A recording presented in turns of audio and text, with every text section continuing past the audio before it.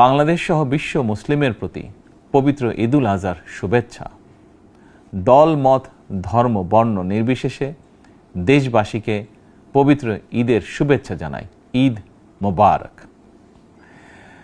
কোরবানি শুধু পশু জবাই নয়, বরং লোভ লালসা, হিংসা, বিদ্বেষ আর মনের পশুত্বকে পরাভূত করার দীক্ষা গ্রহণের মধ্যেই নিহিত রয়েছে কোরবানির মাহাত্ম্য ও তাৎপর্য।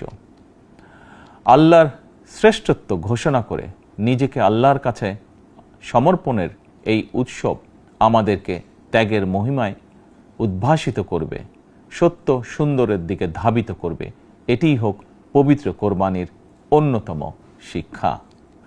প্রিয় দেশবাসী, যাদেরকে আল্লাহ এবছর কোরবানি করার সামর্থ্য দিয়েছেন, তাদের প্রতি আমার বিনীত আবেদন, এবছর যাদের পশু কোরবানি দেওয়ার সামর্থ্য হয়নি, তাদের সঙ্গে কোরবানির পশুর মাংস ভাগাভাগি করে নিন।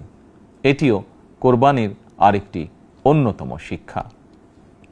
প্রিয় দেশবাসী, আপনাদের প্রতি আমার বিনীত আহ্বান, কোরবানির চামড়া যথাযথ প্রক্রিয়ায় সংরক্ষণ করুন। কোরবানির পশুর রক্ত ও বর্জ্য পরিষ্কারের ব্যাপারে পরিচ্ছন্নতা কর্মীদের সহায়তা করুন দয়া করে। যথাসম্ভব নিজেরাও পরিচ্ছন্নতা অভিযানে অংশ নিন সম্ভব হলে, যাতে কোরবানির দিনই সংশ্লিষ্ট স্থানগুলো পরিষ্কার পরিচ্ছন্ন করে ফেলা যায়। পবিত্র ঈদে কায়মনোবাক্যে আল্লাহর দরবারে প্রার্থনা, তিনি যেন আমাদের মাতৃভূমি সহ সমগ্র মুসলিম বিশ্ব ও মানব জাতির জন্য শান্তি, নিরাপত্তা ও স্থিতিশীলতা দান করেন। একই সঙ্গে আমি বিশ্ব জুড়ে শান্তি, সম্প্রীতি এবং নিরাপত্তার জন্য মহান আল্লাহ রাব্বুল আলামিনের দরবারে প্রার্থনা করছি।